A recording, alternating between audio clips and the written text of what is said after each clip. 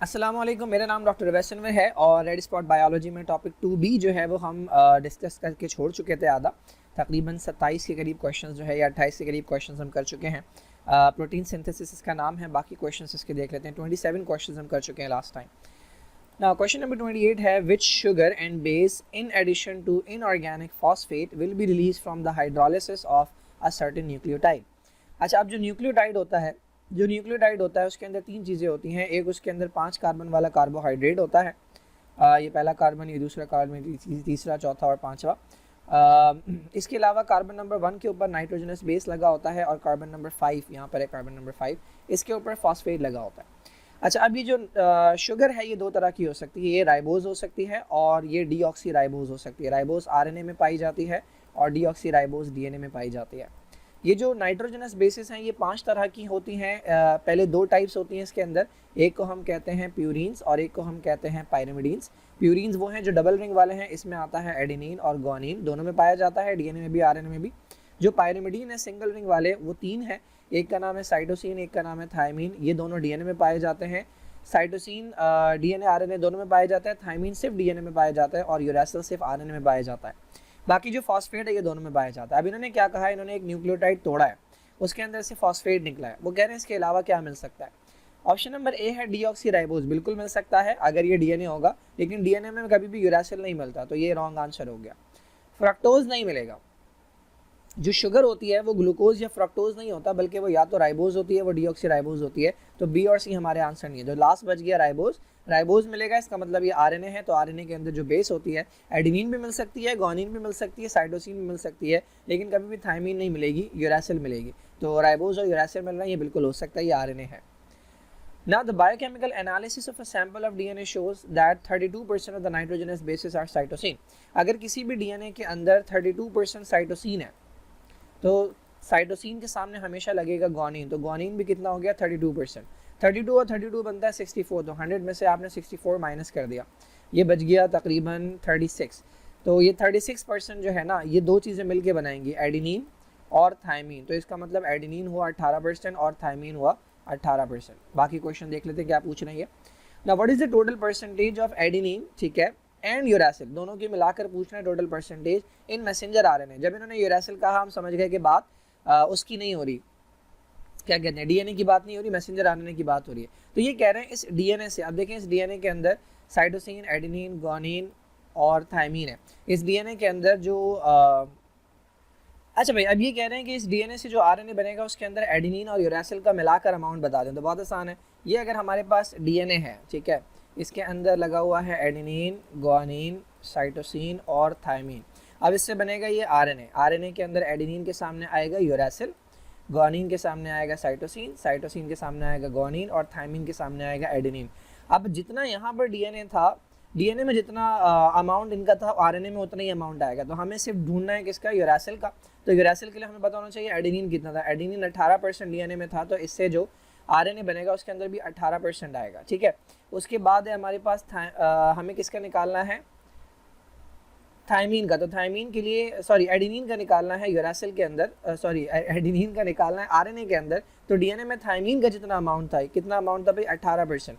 तो 18% आरएनए के अंदर जो है वो एडेनिन होगा। तो दोनों का मिलाकर जो बनता है वो बनता है 36%।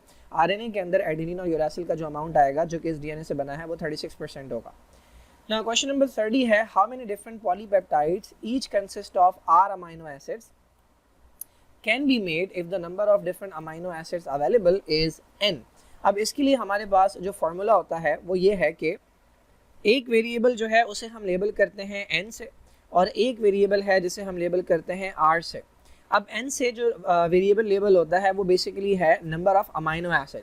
हमारे पास डिफरेंट अमाइनो एसिड जो हैं उनका नंबर जो है वो हम n से लेबल करेंगे। n is the number of amino acid, कितने अमाइनो एसिड अवेलेबल हैं। और r वो नंबर है जो कि एक पॉलीपेप्टाइड के अंदर, एक प्रोटीन की चेन के अंदर जितने अमाइनो एसिड जा रहे हैं ये वो वाला नंबर है। तो फॉर्मूला बनता है n की पावर r। तो n के ऊपर हम इस तरह से r लगाएंगे। n जो है हमारे पास फॉर एग्जांपल अगर हम कहें कि जैसे कि हमें पता है कि हमारे पास 20 तरह के अमाइनो एसिड होते हैं, तो n जो है ना वो नंबर ऑफ अमाइनो एसिड हो गया। तो 20 तरह के अमाइनो एसिड हमारे पास आ गए यहाँ पे अंदर। और हम सपोज कर लेते हैं कि हमारी सारी प्रोटीन्स जो है ना, हर प्रोटीन के अंदर सपोज कर लें 100 अमाइनो एसिड होते हैं, तो ये नंबर ऑफ अमाइनो एसिड आ गए एक प्रोटीन की चेन के अंदर, तो इसको हम लगाएंगे ऊपर, ठीक है। तो इतनी तरह की डिफरेंट प्रोटीन्स जो है ना वो बनाई जा सकती हैं। ये फॉर्मूला बार बार रिपीट होता है, n की power r, n number of amino acid हैं जो अवेलेबल हैं और r वो नंबर है जो कि एक प्रोटीन के अंदर अमाइनो एसिड का है। Now which process does not occur during the formation of messenger RNA, DNA से जो आरएनए बनने का प्रोसेस है ये कहलाता है ट्रांसक्रिप्शन। ये पूछ रहे हैं इस प्रोसेस के दौरान क्या चीज़ नहीं होती, तो सबसे पहला इन्होंने दिया हुआ है कंडेंसेशन। कंडेंसेशन बिल्कुल होती है। कंडेंसेशन बेसिकली किसे कहेंगे, दो न्यूक्लियोटाइड जो है ना जब आपस में जुड़ेंगे तो ये प्रोसेस कंडेंसेशन कहलाएगा। कंडेंसेशन टाइप होती है पॉलीमराइजेशन की, तो पॉलीमर बन रहा है, जाहिर सी बात है एक एक न्यूक्लियोटाइड, ये एक न्यूक्लियोटाइड था, ये दूसरा न्यूक्लियोटाइड था, ये तीसरा न्यूक्लियोटाइड था, ये आपस में बॉन्ड बना रहे हैं, तभी तो एक पूरी चेन बन रही है। तो पॉलीमराइजेशन भी हो रही है, कंडेंसेशन भी हो रही है, और प्रोसेस का नाम ही ट्रांसक्रिप्शन है। तो ये तीन काम हो रहे हैं, तो ये हमारे आंसर नहीं है। हमारा जो आंसर है वो ये है रेप्लिकेशन। रेप्लिकेशन तब होती है जब एग्जैक्ट कॉपी बने, वो तब होता है जब डीएनए से डीएनए बनता है, तो रेप्लिकेशन होती है। Now the diagram represents an anticodon, ठीक है। ये जो पूरी डायग्राम है ये एंटीकोडॉन को रिप्रेजेंट करी है। एंटीकोडॉन बेसिकली होता ये है कि जो आपका ट्रांसफर आरएनए होता है उसके जो 3 न्यूक्लियोटाइड्स होते हैं वो बेसिकली मिलकर एंटीकोड बनाते हैं। तो ये 3 हैं, तो इसका मतलब ये 3 हमारे पास न्यूक्लियोटाइड्स हैं जिसको मिलाकर हम एंटीकोड कह रहे हैं। ये ट्रांसफर आरएनए के नीचे लगे होते हैं। कुछ इस तरह का ट्रांसफर आरएनए होता है, तो इसके ये 3 न्यूक्लियोटाइड्स जो हैं ये एंटीकोडॉन कहलाते हैं। तो ये 3 न्यूक्लियोटाइड्स हैं आई थिंक। नाउ इसमें ये पूछ रहे हैं what do W, X and Y represent. अब देखें ये एक न्यूक्लियोटाइड है, तो इसके ये 3 मॉलिक्यूल बताए हुए हैं W, Y और X। तो इसके अंदर भी ये W होगा, ये Y होगा, ये X होगा, और इसमें भी W, Y और X होगा। तो मैंने बताया था आपको न्यूक्लियोटाइड जो है उसकी 3 चीज़ें होती हैं। किसी भी न्यूक्लियोटाइड के अंदर 3 मॉलिक्यूल्स जो है वो मिलकर बनाते हैं। एक उसके अंदर शुगर होती है, तो सेंटर में जो होती है जिससे दोनों चीज़ें अटैच हों वो शुगर है। तो ये आपका क्लू है। W जो है ये एक ऐसा मॉलिक्यूल है जिससे एक तरफ X अटैच है और एक तरफ Y अटैच है। तो ये वाला मॉलिक्यूल ऐसा है कि जिससे 2 चीज़ें अटैच हो रही हैं, एक इसके कार्बन नंबर 1 पर अटैच होगी और एक इसके कार्बन नंबर 5 पर अटैच होगी। तो ये आपकी शुगर है। तो सबसे पहले तो आपने ये आइडेंटिफाई कर लिया कि W जो है ना वो शुगर है। अब कौन सी शुगर है, तो इसने कहा है एंटीकोडॉन। एंटीकोडॉन मौजूद होता है ट्रांसफर आरएनए के ऊपर। मैं पहले ही बता चुका हूँ कि आरएनए के अंदर डीऑक्सीराइबोज नहीं होती, आरएनए के अंदर राइबोज होती है। तो यहाँ से आपने 2 ऑप्शंस तो रूल आउट कर दिए। W जो है ना वो राइबोज शुगर है। अब इसमें से कौन सी चीज़ जो है वो नाइट्रोजनस बेस है और कौन सी चीज़ जो है वो फॉस्फेट है, ये कैसे आइडेंटिफाई करेंगे आप। तो देखिए हमारे पास ये जो वो हैं न्यूक्लियोटाइड्स हैं, ये एक दूसरे के साथ अटैच है। मैंने अभी आरएनए बनाकर दिखाया था, ये एक न्यूक्लियोटाइड है, ये दूसरा न्यूक्लियोटाइड है, ये तीसरा न्यूक्लियोटाइड है। जो न्यूक्लियोटाइड ऊपर नीचे या आगे पीछे एक दूसरे के साथ अटैच होते हैं ना, वो होते हैं with the help of sugar and phosphate. इसको हम शुगर फॉस्फेट बैकबोन कहते हैं। तो जो भी न्यूक्लियोटाइड आपस में एक दूसरे के साथ जुड़े हुए हैं वो शुगर और फॉस्फेट, बेसिकली फॉस्फेट और शुगर जो है वो बॉन्ड बनाते हैं, जो कि डाई ईस्टर बॉन्ड कहलाता है, 3,5 डाई ईस्टर बॉन्ड कहलाता है। तो यहाँ पर अगर आप देखें ये एक न्यूक्लियोटाइड है, ये दूसरा न्यूक्लियोटाइड है और ये तीसरा न्यूक्लियोटाइड है, और ये न्यूक्लियोटाइड आपस में इस पॉइंट पर अटैच है। ये वाला पॉइंट है जिसके थ्रू ये आपस में अटैच है। तो बेसिकली ये शुगर है, ये शुगर है, तो बीच में क्या होगा, ये फॉस्फेट होगा। तो जो X है ये आई थिंक फॉस्फेट है, ठीक है। तो आपका जो करेक्ट आंसर बन रहा है वो D है। जो W है वो राइबोज है, ये जो है फॉस्फेट है, और जो Y है वो बेस है। अब ये जो नाइट्रोजनस बेसिस है ना, ये इसके फ्री होते हैं, जाहिर सी बात है इसको आकर लगना है किस पे, मैसेंजर आरएनए पे। तो मैसेंजर आरएनए पर भी नाइट्रोजनस बेस लगे हुए हैं। यहाँ पे एडेनिन लगा हुआ है, सपोज यहाँ पे यूरासिल लगा हुआ है, यहाँ पे ग्वानिन लगा हुआ है। तो इसके नाइट्रोजनस बेस और इसके नाइट्रोजनस बेस आपस में मिलते हैं, तो ये नाइट्रोजनस बेस होने चाहिए जो कि फ्री होंगे। Now if there were 34 amino acid, ठीक है, अगेन वही क्वेश्चन आ रहा है, एंड डीएनए ओनली कंटेन 2, अच्छा ये किसी और तरह का क्वेश्चन है I think, 2 types of nitrogenous bases. पहले उन्होंने नंबर ऑफ अमाइनो एसिड देकर पूछा था कि कितने टाइप की कॉम्बिनेशन बन सकते हैं। अब ये नाइट्रोजनस बेसिस के बारे में पूछ रहे हैं। What would be the minimum number of bases per codon that would code for protein. देखिए अगेन वही फॉर्मूला है, n की पावर r, n की पावर r। n क्या है यहाँ पे, अब है नंबर ऑफ नाइट्रोजनस बेस, और एक कोड के अंदर कितने नंबर ऑफ नाइट्रोजनस बेसिस होंगे, ये आपका वो है n की पावर r जो है ना, ये नंबर ऑफ नाइट्रोजनस बेसिस है जो एक कोड के अंदर आएंगे। पहले हम आसान वाला देखते हैं। देखिए हमारे पास 4 तरह के नाइट्रोजनस बेस होते हैं, एडेनिन होता है, ग्वानिन होता है, साइटोसिन होता है और थायमिन होता है, ठीक है। तो ये जो नंबर ऑफ नाइट्रोजनस बेस है ये हो गया n, ठीक है, यानी n का मतलब हो गया ये हो गया 4। अच्छा आपको पता है कि एक कोड जो होता है यानी राइबोसोम जो पढ़ता है वो 3 को मिलाकर पढ़ता है। तो ये जो तीन न्यूक्लियोटाइड हैं या 3 नाइट्रोजनस बेसेस हैं ये मिलकर एक कोड बनाते हैं नॉर्मली। तो इसको मैं रखूंगा r की जगह, तो 4 की पावर 3, 4 की पावर 3 का मतलब है 4 इंटू 4 इंटू 4, तो 4 इंटू 4 16 एंड 16 इंटू 4 64। तो नॉर्मली हमारे पास जो कॉम्बिनेशंस बनते हैं वो 64 बनते हैं, 64 कोड्स बनते हैं, जिसका आपने चार्ट भी देखा होगा चैप्टर नंबर 6 के अंदर। अब यहाँ इन्होंने कंडीशन चेंज कर दी। कंडीशन क्या है, 4 के बजाय कितनी तरह के नाइट्रोजनस बेसिस हैं, 2 तरह के नाइट्रोजनस बेसिस हैं। तो हमारे पास n जो आ गया वो कितना आ गया, 2 आ गया। अब ये पूछ रहे हैं कि कितने नाइट्रोजनस बेसिस का कोड बनाएं कि 34 अमाइनो एसिड्स जो है ना उनके लिए पूरा पढ़ सके। नॉर्मली हमारे पास कितने होते हैं, 20 अमाइनो एसिड होते हैं, जबकि कोड कितने हैं, 64। तो बहुत काफ़ी है। हमने देखा है कि एक अमाइनो एसिड के लिए एक से ज़्यादा कोड्स होते हैं, क्योंकि नंबर ऑफ कोड्स जो है ना वो ज़्यादा है और नंबर ऑफ अमाइनो एसिड कम है। तो ये कह रहे हैं कि अगर डीएनए में सिर्फ 2 तरह के नाइट्रोजनस बेस हो, फॉर एग्जाम्पल एडेनिन हो और ग्वानिन हो, ठीक है, और ये कह रहे हैं कि आपसे पूछ रहे हैं कि कितने नाइट्रोजनस बेसिस का कोड बना सकते हैं हम, यानी मिनिमम कितने नाइट्रोजनस बेसिस एक कोड के अंदर रख सकते हैं कि इतने कोड बन जाएं कि 34 अमाइनो एसिड को बुलाया जा सके। तो देखते हैं हम। देखें सबसे पहले हम r की जगह लगाएंगे 1। जब r की जगह आप 1 लगाएंगे तो आंसर आएगा 2, आंसर आएगा 2। यानी अगर एक नाइट्रोजनस बेस का एक कोड हो तो सिर्फ 2 कोड बन सकते हैं और सिर्फ 2 अमाइनो एसिड को बुलाया जा सकता है। तो ये इनसफिशिएंट है, ये काफ़ी नहीं है। अब हम क्या करेंगे, इसके ऊपर 2 लगा देते हैं। यानी अगर 2 को मिलाकर कोड बनाया जाए, एडेनिन एक कोड हो, एडेनिन ग्वानिन दूसरा कोड हो, ठीक है। तो सिमिलरली ग्वानिन एक कोड हो और ग्वानिन एडेनिन दूसरा कोड हो, तो कितने कोड बनाए जा सकते हैं, 2 इंटू 2 4 होता है। तो 4 अमाइनो एसिड को बुलाया जा सकता है। हमारे पास 34 अमाइनो एसिड है। अगर हम 3 नाइट्रोजनस बेसिस को मिलाकर कोड बनाएं, यानी एडेनिन एक कोड बनेगा, एडेनिन ग्वानिन दूसरा बनेगा, ठीक है, एडेनिन तीसरा, इस तरह से बनाएं तो हमारे पास कितने बनेंगे, 2 मल्टीप्लाई बाई 2 4, 4 मल्टीप्लाई बाई 2 8। तो ये 8 कोड्स बन सकते हैं, जबकि अमाइनो एसिड ज़्यादा हैं। अगर हम 4 को मिलाकर बनाएं तो कितने बनेंगे, 2 इंटू 2 4, इसको इस तरह से करते हैं, 2 इंटू 2 4, 4 इंटू 2 8 और 8 इंटू 2 16 कोड बन सकते हैं। लेकिन हमारे पास जो अमाइनो एसिड है वो अभी भी ज़्यादा है, तो काफ़ी नहीं है। अगर 5 नाइट्रोजनस बेसिस को मिलाएं तो ये कितना बनेगा, 2 into 2 4, 4 into 2 8, 8 into 2 16 and 16 into 4, sorry 2 into 2 4, 4 into 2 8, 8 into 2 16 and 16 into 2, that is 64। तो अगर 5 को मिलाकर बनाएं तो ये बनेगा हमारे पास 64।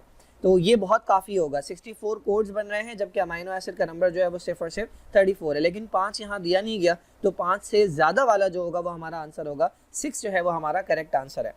अगर नंबर ऑफ अमाइनो एसिड्स कम करके मैं कर दूँ कितने कर दूँ, 16 कर दूँ, तो हमारा आंसर 4 हो जाएगा, क्योंकि 4 नाइट्रोजनस बेसिस को मिलाकर अगर हम कोड बनाएं तो 16 कोड बनते हैं, जो कि 16 अमाइनो एसिड को कोड करेंगे। बट यहाँ जो हमारा आंसर है वो है 6।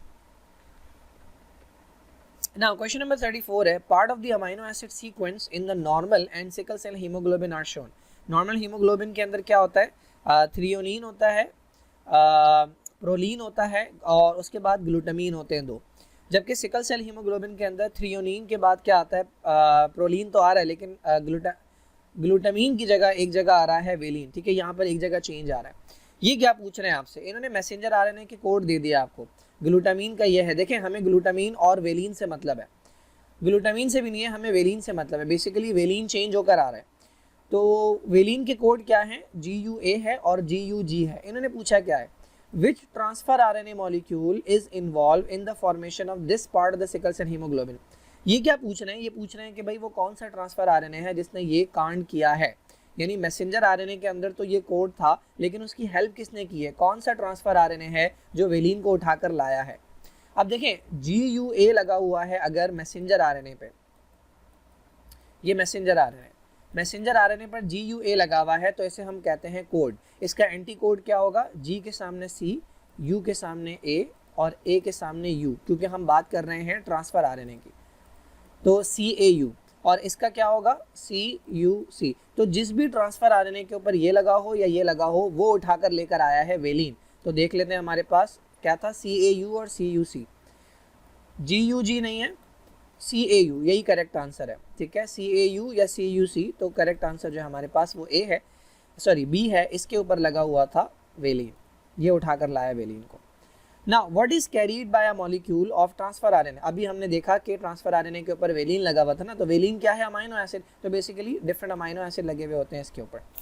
Now which statement correctly describes the transcription of the DNA? Transcription कहते हैं बेसिकली उस प्रोसेस को जिसमें डीएनए खुलता है और उससे बनता है मैसेंजर आरएनए, ठीक है। तो सेमी कंजर्वेटिव प्रोसेस रेप्लिकेशन को कहते हैं। राइबोसोम के ऊपर जो होता है वो ट्रांसलेशन होती है। पॉलीपेप्टाइड भी ट्रांसलेशन में बनता है। It produces messenger RNA. Now the sequence of basis on messenger RNA molecule is shown. ये मैसेंजर आरएनए का सीक्वेंस है। It was transcribed from one strand of the DNA, ठीक है। What is the sequence of the basis on the complementary non transcribed strand? देखिए भाई, DNA के दो strand होते हैं, डीएनए के दो धागे होते हैं। इनमें से एक धागा जो होता है ना वो सेंस कहलाता है और एक धागा जो है वो एंटी सेंस कहलाता है। अब ये जो सेंस है ना, ये वो धागा होता है जिसको आरएनए पॉलीमरेज पढ़ सकता है और उससे मैसेंजर आरएनए बनता है। यानी ये वो धागा होता है जो ट्रांसक्राइब होता है, जिससे ट्रांसक्रिप्शन होती है।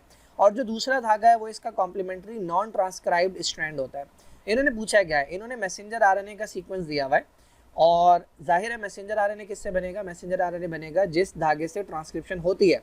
और इन्होंने पूछा है कि भाई वो बता दें कि इसके सामने वाला जो धागा है उसका सीक्वेंस बता दें। तो बहुत आसान है, ये हमारे पास है मैसेंजर आरएनए, ठीक है। सबसे पहले हम देखेंगे कि ये किस डीएनए के धागे से बना है। तो ये जिस डीएनए से बना है उसमें अगर आरएनए में एडेनिन आया है तो उसमें क्या होगा, उसमें थायमीन होगा। अगर आरएनए में यूरेसिल आया है तो उसमें एडेनिन होगा। अगर आरएनए में साइटोसिन आया है तो उसमें ग्वानिन होगा। अगर आरएनए में ग्वानिन आया तो उसमें साइटोसिन होगा। यहाँ पे थायमीन, यहाँ पे भी thymine, cytosine, adenine, adenine, cytosine, sorry guanine, cytosine और एडेनिन, ठीक है। ये वो धागा है कि जिससे आरएनए बना है। अब इसके सामने वाला जो धागा है उसमें इसका कॉम्प्लीमेंट्री होगा। तो थायमीन के सामने कौन होगा, एडेनिन। तो सबसे पहले एडेनिन किस में दिया हुआ है, इन दो में दिया हुआ है, तो ये हमारे आंसर नहीं हो सकते। उसके बाद एडेनिन के सामने क्या होना चाहिए, थायमीन। इसमें साइटोसिन दिया हुआ है, ये हमारा आंसर नहीं है। इसमें थायमीन दिया, ये हमारा आंसर है। बस पूरा करने की जरूरत ही नहीं है। ना इन दूसरा एक और आसान तरीका भी है जो किया जा सकता था बट मैंने नहीं करवाया। वो ये है कि यहाँ से जो सीक्वेंस आएगा ना वो ऐसा ही होगा, यही सीक्वेंस होगा। फ़र्क क्या होगा, सिर्फ जहाँ जहाँ यूरेसिल है ना उसकी जगह थायमीन होगा। तो सबसे पहले एडेनिन है, उसके बाद क्या है, थायमीन। सॉरी यूरेसिल है आरएनए में, तो इसके जो डीएनए के सामने वाला होगा जिससे बना है वो नहीं, उसके सामने वाला, उसमें यहाँ पे थायमीन लगा होगा। तो यहाँ पे थायमीन है।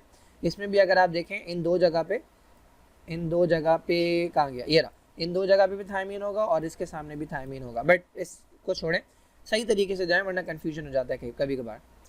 Question number 38, in genetic engineering polymers may be artificially produce, ठीक है, using a molecular template and appropriate enzyme, ठीक है जी। Which product can not be form in this way. देखें भाई, किसी भी चीज़ को एज अ टेम्पलेट इस्तेमाल करके उसको कॉपी कह रहा हूँ, उससे कोई प्रोडक्ट बनाया जा सकता है। जैसे सेल के अंदर होता है, डीएनए को एज अ टेम्पलेट इस्तेमाल करके उससे आरएनए बनाता है, ठीक है। आरएनए को टेम्पलेट इस्तेमाल करके उससे प्रोटीन बनाता है।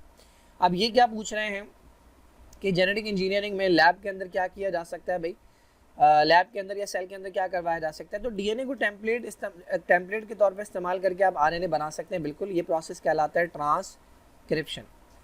आरएनए को टेम्पलेट इस्तेमाल करके आप डीएनए बना सकते हैं, ये कहलाता है रिवर्स ट्रांसक्रिप्शन, ठीक है।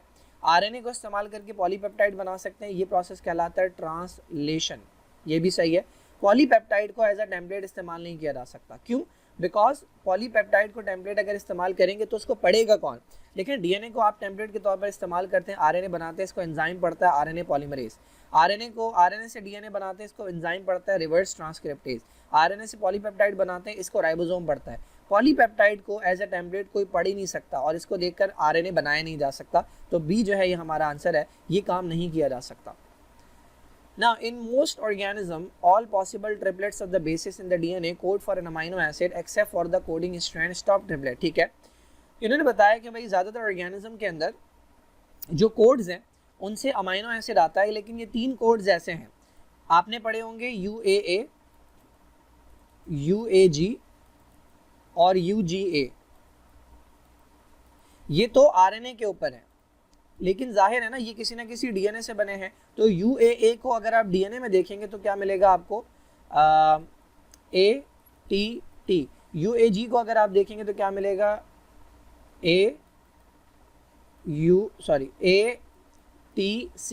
और UGA को देखेंगे तो क्या मिलेगा, AC और T। ठीक है, तो इन्होंने कहा है कि भाई ज़्यादातर ऑर्गेनिज्म के अंदर जो कोड्स बनते हैं वो अमाइनो एसिड को बुलाते हैं, लेकिन 3 कोड ऐसे हैं जो कि अमाइनो एसिड को नहीं बुलाते, ATD, ATC और ACD, ये तीनों स्टॉप कोडॉन कहलाते हैं। The coding strand is complementary to the messenger RNA, हमें पता है ये कॉम्प्लीमेंट्री है, क्योंकि अगर आप मैसेंजर RNA में देखेंगे तो ये है, जबकि ये इसका कॉम्प्लीमेंट्री है।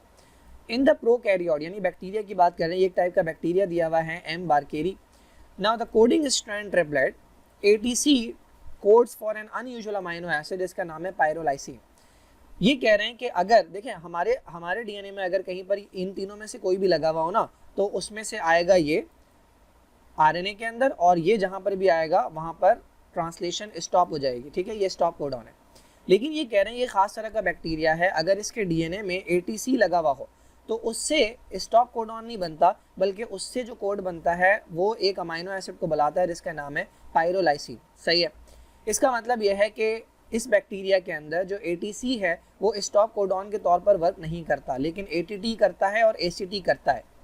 पूछ क्या रहे हैं, the non coding strand for a section of DNA in M. Barkeri has the following sequence of basis.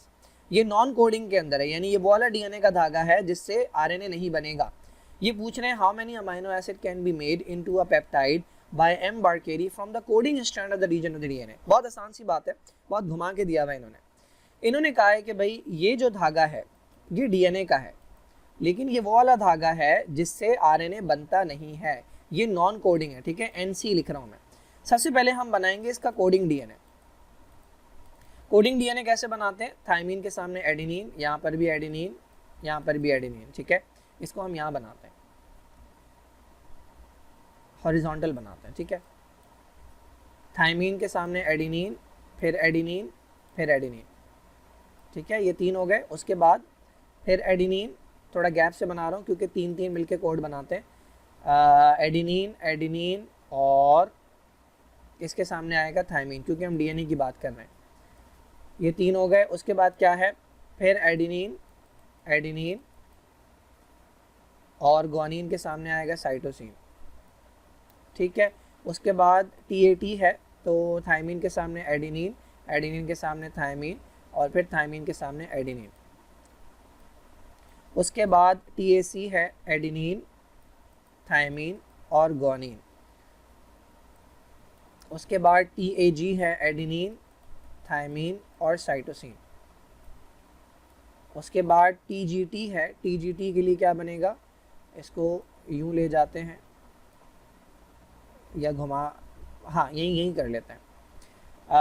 TGT के लिए बनेगा भाई एडेनिन, साइटोसिन और फिर एडेनिन। ठीक है, उसके बाद क्या है, TAA के लिए बनेगा एडेनिन और थायमीन 2 बार। और उसके बाद खाली GA है, नहीं TGA है, TGA के लिए क्या बनेगा, एडेनिन, ग्वानिन की जगह साइटोसिन और उसके बाद आएगा थायमीन, एडेनिन के लिए थायमीन आएगा। खैर, ये आपने क्या किया, इसका कोडिंग DNA बना लिया। दिस इज कोडिंग DNA, यानी इस कोडिंग DNA से क्या बन सकता है, इस कोडिंग DNA से बन सकता है मैसेंजर RNA। अब इन्होंने पूछा यह है कि उसमें कितने अमाइनो एसिड आ सकते हैं। तो बेसिकली हमें ढूंढना यह है कि इसमें कहाँ पर स्टॉप कोडॉन आ रहा है। जहाँ पर स्टॉप कोडॉन आ जाएगा वहाँ पर जो है वहाँ पर आकर जो राइबोसोम है वो रुक जाएगा, यानी इससे जो RNA बनेगा उसके अंदर जहाँ पर भी स्टॉप कोडॉन आ जाएगा वहाँ पर आकर राइबोसोम रुक जाएगा। तो क्या AAA स्टॉप कोडॉन के अंदर आते हैं, देखें इसके अंदर 3 स्टॉप कोडॉन नहीं है, बल्कि इसके अंदर 2 स्टॉप कोडॉन है। एक स्टॉप कोडॉन जो है इसके अंदर काम नहीं करता। तो हमने देखना है कहाँ पर ATT और ACT आ रहा है। AAA, इससे एक अमाइनो एसिड आ जाएगा। AAT स्टॉप कोडॉन नहीं है तो इससे दूसरा अमाइनो एसिड आ जाएगा। ट्रिपल ए सी भी नहीं है, इससे तीसरा अमाइनो एसिड आ जाएगा। ATA कोई स्टॉप कोडॉन नहीं है, इससे चौथा अमाइनो एसिड आ जाएगा। ATG भी कोई नहीं है, इससे पांचवा अमाइनो एसिड आ जाएगा। ATC बहुत सारे बच्चे यहाँ पर आकर लगा देंगे, ठीक है, वो कहेंगे 5 अमाइनो एसिड आ सकते हैं। क्यों? क्योंकि ATC जो है ना, उन्हें नजर आ रहा है कि ये स्टॉप कोडॉन है, लेकिन उन्होंने बताया हुआ है कि ATC इसमें वर्क नहीं करता। ATC से एक अमाइनो एसिड आता है जिसका नाम है पायरोलाइसिन, तो यहाँ पर छठा अमाइनो एसिड आ जाएगा। ACA यहाँ से सातवां अमाइनो एसिड आ जाएगा, क्योंकि ACA भी स्टॉप कोडॉन नहीं है। ATT वो कोड है जो कि स्टॉप कोडॉन के तौर पर वर्क करेगा, और यहाँ पर आकर जो राइबोसोम है वो रुक जाएगा। तो ये 7 अमाइनो एसिड है जो इस प्रोटीन के अंदर आ सकते हैं, तो 7 is the correct answer. Now question number 40, which of the following catalyzes the formation of a peptide bond during translation? Translation के अंदर क्या होता है, ये मैसेंजर आरएनए है, ये राइबोसोम है, इसमें एक अमाइनो एसिड ये ट्रांसफर आरएनए लाया है, एक अमाइनो एसिड ये ट्रांसफर आरएनए लाया है, इन दोनों अमाइनो एसिड के दरमियान बॉन्ड बनता है, बॉन्ड कहलाता है पेप्टाइड बॉन्ड। तो अगर आपको सिर्फ पेप्टाइड बॉन्ड पता है तो आप लगा देंगे पेप्टिडाइल ट्रांसफरेज। ये वाला जो एंजाइम है amino acyl transfer RNA synthetase, ये क्या करवाता है, ट्रांसफर आरएनए के सर पर अमाइनो एसिड लगवाता है। देखें ये दोनों अलग अलग है, ये ट्रांसफर आरएनए है और ये अमाइनो एसिड है, इनको जोड़ना होता है, तो इसको यहाँ पर आकर अटैच करवा के ये बॉन्ड बनवाना जिम्मेदारी होती है amino acyl RNA tRNA synthetase की। डीएनए पॉलीमरेज डीएनए बनाता है, आरएनए पॉलीमरेज आरएनए बनाता है।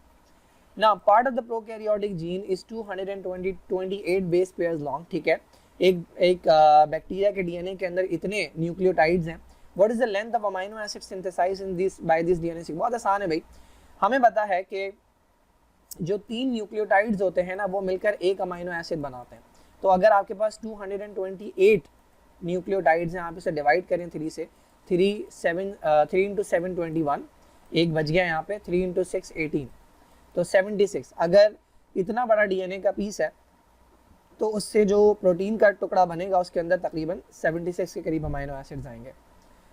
Now a peptide consist of 10 amino acid, ठीक है, एक प्रोटीन के अंदर 10 अमाइनो एसिड है। कितनी तरह के हैं? 4 डिफरेंट तरह के अमाइनो एसिड है। फॉर एग्जांपल वेलिन है, ल्यूसीन है, फिनाइल एलेनिन है और टायरोसिन है। 4 तरह के अमाइनो एसिड है, उनसे मिलकर बना हुआ है प्रोटीन।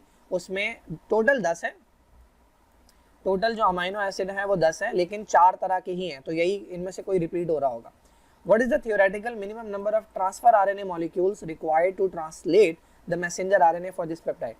Now ये इतना अच्छा क्वेश्चन पूछा है ना इन्होंने, इतना प्यारा क्वेश्चन है, स्टूडेंट कंफ्यूज होकर रह जाएगा, लेकिन ये बहुत आसान है।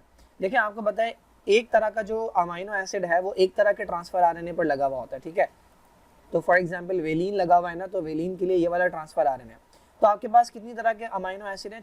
4 तरह के अमाइनो एसिड हैं। तो ये पूछ रहे हैं कितनी तरह के ट्रांसफर आरएनए चाहिए होंगे? ऑब्वियस ही बात है 4, क्योंकि एक जो अमाइनो एसिड है, एक टाइप का अमाइनो एसिड, उसके लिए एक टाइप का ट्रांसफर आरएनए चाहिए होता है। तो all you need is 4 type, minimum number जो है वो 4 टाइप के ट्रांसफर आरएनए जो है वो काफ़ी होंगे 4 तरह के अमाइनो एसिड को लाने के लिए। भले ये 1000 बार भी आकर लग जाए ना, तो ये 4 तरह के ट्रांसफर आरएनए काफ़ी होंगे, वो बार बार लेकर आते रहेंगे, लेकिन किसी एडिशनल ट्रांसफर आरएनए की ज़रूरत नहीं है। अच्छा, अब ये टॉपिक जो है ये थोड़ा सा आउट है, बट मैं बता दूं, a student just learned about the fact that mature messenger RNA have poly A tail. देखिए जब डीएनए से मैसेंजर आरएनए बन जाता है ना, तो उसके एंड के ऊपर ना एडेनिन करके एक लंबी सी टेल लगाई जाती है जिसमें बहुत सारे एडेनिन होते हैं, तकरीबन 100 न्यूक्लियोटाइड लॉन्ग, 100 के करीब एडेनिन वाले न्यूक्लियोटाइड जो है ये मैसेंजर आरएनए के ऊपर लगाए जाते हैं, क्योंकि इसके लगाने से मैसेंजर आरएनए स्टेबल हो जाता है। Now he reason that he should be able to find the sequence of 100 nucleotides with adenine at the end of each eukaryotic gene। अच्छा, स्टूडेंट क्या कह रहा है, अगर मैसेंजर आरएनए के एंड पर मुझे ये मिल रही है, तो जो जिस डीएनए से ये मैसेंजर आरएनए बना है उसके एंड पर भी, उस जीन के एंड पर भी एडेनिन वाले न्यूक्लियोटाइड्स होने चाहिए। अच्छा, इसने क्या किया, इसने सर्च किया, however he was unable to find, इसको मिले नहीं। यानी जब इसने डीएनए के अंदर देखा तो डीएनए के अंदर जीन के आखिर में ऐसा कोई टुकड़ा नहीं था कि जिसमें बहुत सारे एडेनिन लगे हुए। अब इन्होंने पूछा इसका रीज़न क्या है, तो पहला ऑप्शन दिया हुआ है, he should have been looking for multiple nucleotides with thymine instead. ये कह रहे हैं कि भाई डीएनए अगर आरएनए के अंदर एडेनिन लग रहा है तो डीएनए के अंदर इसे एडेनिन नहीं ढूंढना चाहिए, बल्कि डीएनए के अंदर इसे थायमीन ढूंढना चाहिए। ये करेक्ट आंसर हो सकता है। ऑब्वियस सी बात है कि अगर डीएनए में थायमीन होगा तभी तो आरएनए में एडेनिन आएगा ना। He was looking at the wrong complementary strand of the DNA, मे भी हो सकता है कि वो गलत स्ट्रैंड के ऊपर ढूंढ रहा हो। ये भी हो सकता है। DNA had been degraded and so lack the poly A tail, गलत आंसर है ये, डीएनए टूटा नहीं है। The last one is poly A tail only exist in mature messenger RNA but not in DNA. देखिए ये दोनों भी आंसर हो सकते हैं, जब लेकिन बेस्ट आंसर जो है वो ये है, ये जो पॉली ए टेल लगती है यानी एडेनिन वाले न्यूक्लियोटाइड्स की जो टेल लगाई जाती है ना, ये मैसेंजर आरएनए बनने के बाद लगाई जाती है, ये डीएनए के अंदर नहीं होती। तो ये ट्रांसक्रिप्शन के बाद वाला स्टेप है, इसे हम कहते हैं पोस्ट ट्रांसक्रिप्शनल प्रोसेसिंग। ट्रांसक्रिप्शन के बाद जब डीएनए से आरएनए बन जाता है ना, तब जाके ये वाला स्टेप होता है। तो ये जो एडिशनल न्यूक्लियोटाइड्स हैं आपको डीएनए के अंदर नहीं मिलेंगे। तो जो करेक्ट आंसर है वो डी है। Okay, 44 question number. How many different polypeptides each consist of 3 amino acid can be made if the number of different amino acid available is 10? Very easy. Number of amino acid जितने available हैं वो होता है n, और उसके ऊपर जो power लगती है वो बेसिकली एक पॉलीपेप्टाइड में कितने आ रहे हैं। तो नंबर ऑफ अमाइनो एसिड कितना है 10, और एक प्रोटीन की चेन के अंदर 3 अमाइनो एसिड आ रहे हैं। तो 10 multiply by 10 multiply by 10, 10 into 10 100, 100 into 10 1000। Now this question is very difficult, ठीक है, तो इसे मैं एंड में एक्सप्लेन करूंगा। नेक्स्ट क्वेश्चन की तरफ चलते हैं। ये क्वेश्चन भी आसान है, इसमें एक दो चीज़ें जो बाहर हैं। Now question number 46, choose the answer that has these events of protein synthesis in the proper sequence। ठीक है, प्रोटीन सिंथेसिस के अंदर कुछ इवेंट्स होते हैं, इन्होंने पूछा है सीक्वेंस में बता दें कौन सा पहले होता है कौन सा बाद में होता है। तो हम ऑप्शंस में देख लेते हैं। ऑप्शन ए के अंदर दिया हुआ है नंबर 1 पहले होता है। नंबर 1 क्या है, amino acyl transfer RNA binds to the A site. ठीक है, हमारे पास राइबोसोम जो होता है उसकी 2 साइट होती हैं, एक पी साइट होती है और एक ए साइट होती है। तो ये कह रहे हैं कि जो ट्रांसफर आरएनए है, ट्रांसफर आरएनए जो अमाइनो एसिड को लेकर आया है वो ए साइट पर आकर बैठ जाता है, ये सबसे पहले होता है। अच्छा, पहले ऑप्शंस पढ़ लेते हैं ताकि हमें पता लग जाए। Amino acyl transfer RNA binds to the A site, ठीक है। उसके बाद क्या, peptide bond forms between the new amino acid. देखें ये वाला जो ऑप्शन है ना वो इसके बाद आएगा, ठीक है, ये तो हमें मालूम है। पहले ये वाला काम पहले ये वाला काम होगा, उसके बाद बॉन्ड बनेगा। तो ये आएगा पहले और ये आएगा बाद में, इन दोनों में अगर देखें। उसके बाद क्या है, protein release factor binds to the A site. अब ये जो प्रोटीन रिलीज फैक्टर है ये वो फैक्टर होता है जो ट्रांसलेशन के बिल्कुल आखिर में काम आता है। देखें राइबोसोम का काम है प्रोटीन बनाना, तो जब अमाइनो एसिड का सीक्वेंस कंप्लीट हो जाता है और स्टॉप कोडॉन आ जाता है तब ये फैक्टर काम आता है और ये नई नवेली बनी हुई जो प्रोटीन है ना उसे रिलीज करवाता है। तो ये तो बिल्कुल सबसे लास्ट के अंदर काम आएगा, तो इसको हम बिल्कुल आखिर में रखते हैं। आखिरी के लिए हमारे पास 5 स्टेप है ना, तो ये सबसे आखिरी है, तो इसे ई पे रखेंगे हम। Small ribosomal subunit binds with the messenger RNA, ठीक है। उसके बाद क्या है, transfer RNA translocates to the P site from the A site. अच्छा, अब देखें सबसे पहला काम जो होगा ना वो होगा नंबर 4, जो राइबोसोम है वो आकर बाइंड करेगा मैसेंजर आरएनए के साथ, ठीक है। मैसेंजर आरएनए के साथ बाइंडिंग हो गई, तो ये सबसे ए स्टेप है। तो जिसमें 4 दिया हुआ है वो हमारे आंसर्स हैं, तो ए आंसर नहीं है और डी आंसर नहीं है। सबसे पहला काम ये वाला होता है। उसके बाद जो काम होता है वो ये होता है कि यहाँ पर आकर जो पी साइड है ना, यहाँ पर आकर एक ट्रांसफर आरएनए बैठता है जो इनिशिएटर कहलाता है, जिसके ऊपर मेथियोनिन लगा हुआ होता है। आपको पता है कि सबसे पहला जो कोड पड़ता है वो AUG होता है, तो AUG के ऊपर आकर जो ट्रांसफर आरएनए बैठता है वो इनिशिएटर होता है। वो यहाँ पर इन्होंने एक दिया हुआ स्टेप, जब ये वाला आकर बैठ जाएगा तो अब की बार दूसरा वाला आएगा जो ए साइड पे बैठेगा। तो ये जो नंबर 1 पे काम हो रहा है ना कि अमाइनो एसाइल ट्रांसफर आरएनए जो है इन दोनों का कॉम्बिनेशन, ये आकर ए साइड पे बैठेगा, ये बी स्टेप है। जब ये दोनों आकर बैठ जाएंगे, अब 2 अमाइनो एसिड हो गए, जब 2 अमाइनो एसिड हो गए तो इनके दरमियान बॉन्ड बनेगा, तो पेप्टाइड बॉन्ड बनने वाला स्टेप जो है ये सी स्टेप है, ठीक है। उसके बाद क्या होगा, यहाँ पर जो ट्रांसफर आरएनए है वो मूव करके आएगा पी साइड के ऊपर, तो ये वाला स्टेप जो है ये डी स्टेप है और ये ई स्टेप है। तो ए वाला जो है वो 4 है। उसके बाद आएगा बी स्टेप जो कि नंबर 1 है, दोनों में दिया हुआ है। उसके बाद आएगा सी स्टेप जो कि नंबर 2 है, तो वो दिया हुआ है बी के अंदर, तो हमारा करेक्ट आंसर जो है वो बी है। Now messenger RNA is 336 nucleotide long including the initiator and termination codon। Initiator का मतलब AUG है जिससे कहानी स्टार्ट होगी, और टर्मिनेशन का मतलब कोई भी UAA या UGA या UAA। But the number of amino acids in the protein translated from this messenger RNA is, now it's very easy। हमारे पास 336 जो है वो न्यूक्लियोटाइड्स हैं। अब आपको पता है जो स्टार्ट कोडॉन होता है जिसका नाम AUG है, इससे अमाइनो एसिड आता है जिसका नाम है मेथियोनिन।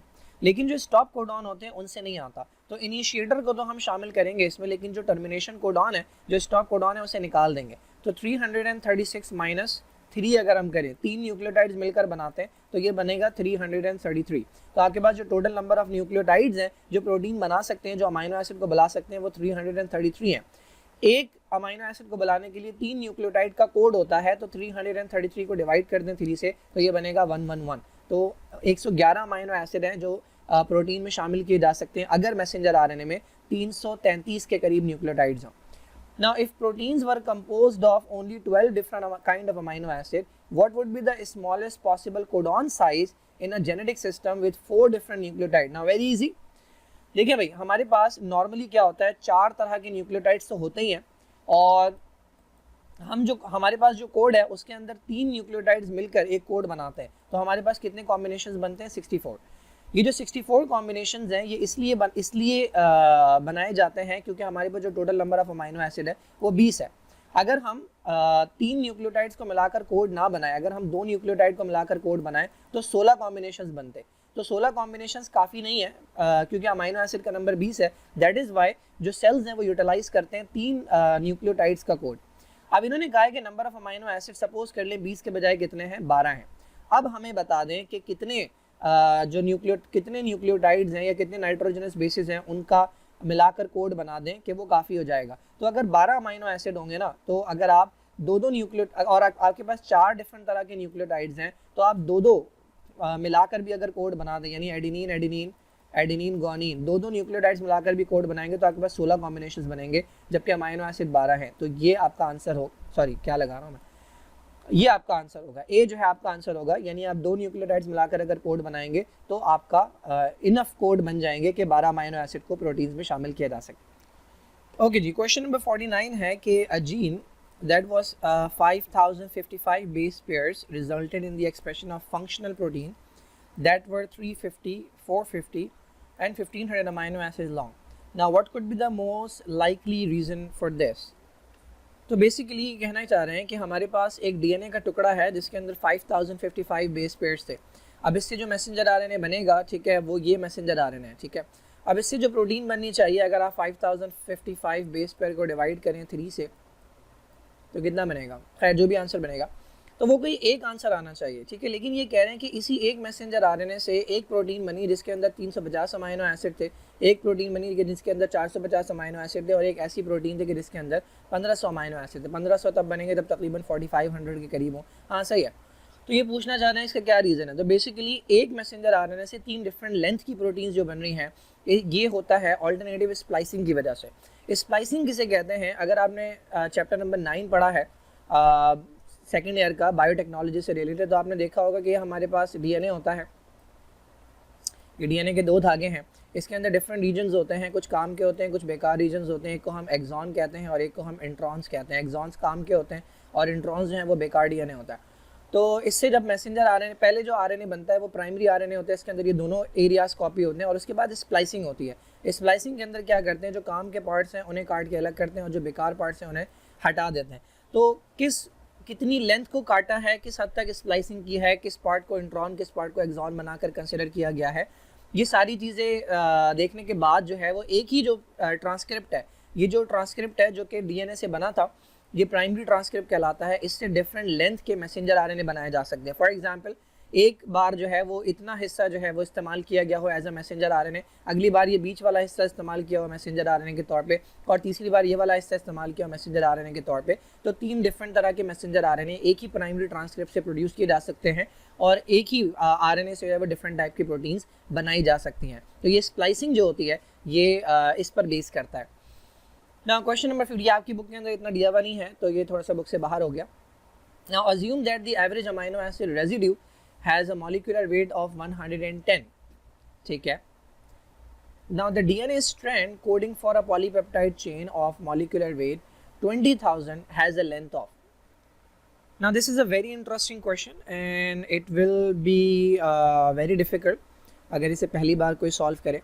देखिए भाई, इन्होंने कहा है कि एक अमाइनो एसिड जो है ना उसका वज़न कितना है, उसका वज़न है 110, ठीक है, सपोज कर लें ग्राम। तो 110 ग्राम का एक अमाइनो एसिड है, राइट। इन्होंने क्या कहा, DNA strand coding for a polypeptide chain, एक डीएनए का हिस्सा है जिसने एक प्रोटीन की चेन बनाई, उस प्रोटीन की चेन का जो वेट है वो है 20,000 ग्राम। तो ये पूरी चेन है, ठीक है, ये बहुत सारे अमाइनो एसिड से मिलकर बनी हुई है, ये प्रोटीन की चेन है, इसका जो वज़न है वो है 20,000 ग्राम। ग्राम मैं अपनी तरफ से लगा रहा हूँ, बस उन्होंने नंबर दिया हुआ है।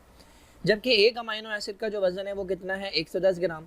तो सबसे पहले तो अच्छा इन्होंने पूछा क्या है कि उस डीएनए, जिस डीएनए से ये प्रोटीन बना है, उस डीएनए में न्यूक्लियोटाइड्स कितने होंगे। तो बात ही कुछ और करना है, अमाइनो एसिड का वेट दिया, प्रोटीन का वेट दिया, और पूछ रहे हैं कि डीएनए के अंदर नंबर ऑफ न्यूक्लियोटाइड्स कितने होंगे। तो बहुत आसान है, सबसे पहले आप निकालेंगे कि इस प्रोटीन की चेन में नंबर ऑफ अमाइनो एसिड्स कितने हैं। कैसे निकालेंगे, आपके पास टोटल अमाइनो एसिड जितने भी हैं इस प्रोटीन में उनका वेट है, और आपके पास एक अमाइनो एसिड का वेट है, तो आप इसे डिवाइड करेंगे।